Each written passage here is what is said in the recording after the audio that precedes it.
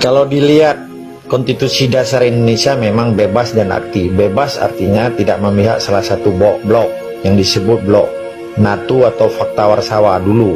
Setelah perang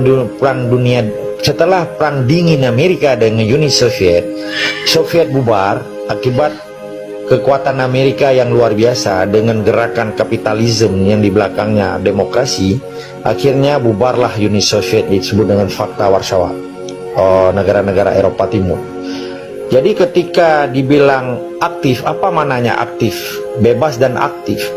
Bebas artinya tidak memihak salah satu blok. Apa yang disebut dengan aktif? Aktif artinya ikut perdamaian dunia yang tidak mengganggu ketertiban dan perdamaian dunia. Ini kan konteks Indonesia. Ketika hari ini dia memihak salah satu blok, pertama dilanggar konstitusi negara itu sendiri. Kedua, ada pengaruh dunia sehingga Indonesia gamang. Karena Indonesia, sebenarnya ini masalah apakah sifatnya individual atau memang karakter seorang presiden. Kebetulan Prabowo seorang presiden yang pernah dicekal oleh United States Amerika gara-gara dia kejadian 98. Maka disebut dengan, sebenarnya ini urusan Indonesia, bukan urusan kita kan. Jadi itu kan ada apakah disebut dengan grup Mawar Merah yang menculik aktivis itu sehingga dia dipecat menjadi kepala Kostrad, Komando Strategi Angkatan Darat. Pada saat itu masih berpangkat Letnan Jenderal. Hari ini sudah dinobatkan menjadi Jenderal 4 yang mendapatkan penghargaan dari Presiden sebagai Panglima tertinggi. Itu urusan dalam mereka. Apa sebab Indonesia mencekal beberapa jenderal Indonesia ke Amerika, tidak diberi visa dan seterusnya? Itu urusan mereka lah. Tetapi di sebalik dari keinginan Indonesia menjadi anggota BRICS atau yang disebut dengan kekuatan baru, pertahanan baru atau kekuatan ekonomi baru, ini ada 3 hal. Ada empat. Ini kalau nggak salah saya ya, ada 4. Pertama, ingin menunjukkan bahwa menunjukkan jati diri Indonesia untuk memperbaiki ekonominya. Dengan yang kedua, geopolitik. Ketika ada interaksi antara pengaruh kekuatan timur. Keempat, ingin menjadi perubahan. Jadi ketika 4 ini, kalau dibaca dari segi kekuatan Amerika, ini bisa jadi dianggap oleh Amerika memalingkan mukanya karena sombong terhadap Amerika kembali kepada Rusia atau Cina atau kekuatan baru India dan seterusnya. Ini keuntungan bagi perjuangan Aceh. Kenapa? Ketika nanti Amerika membuat gerakan yang pernah dilakukan perang dingin terhadap kekuatan Fakta Warsawa, yang untung Aceh.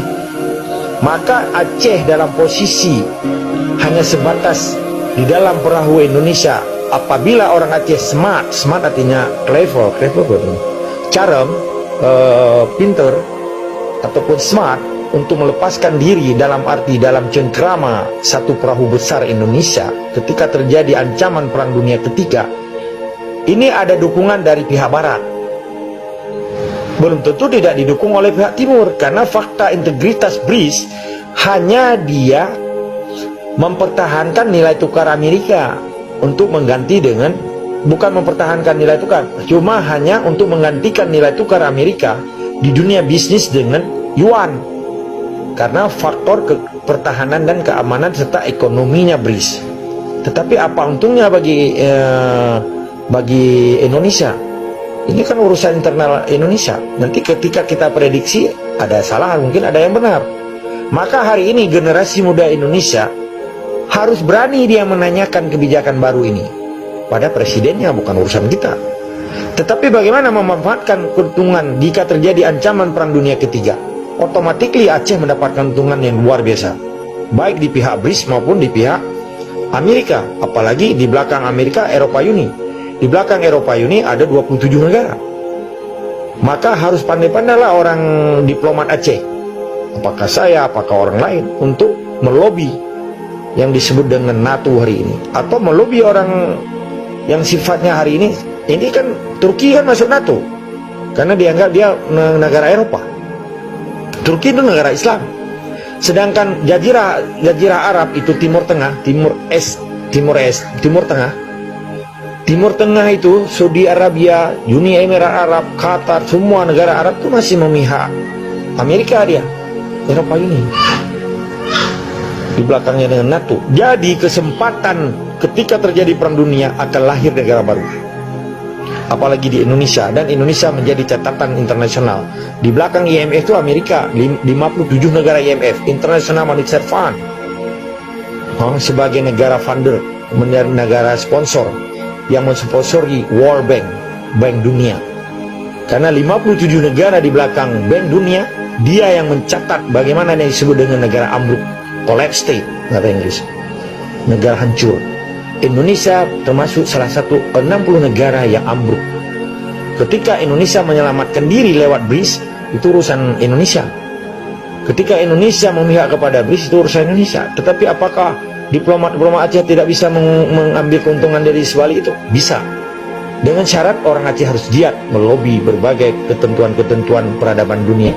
Apalagi Amerika sekarang membuat AUKUS, Australia, United Kingdom, dan United States of America. AUKUS ini lebih kuat lagi kekuatan ekonominya, karena di belakangnya ada Eropa Uni.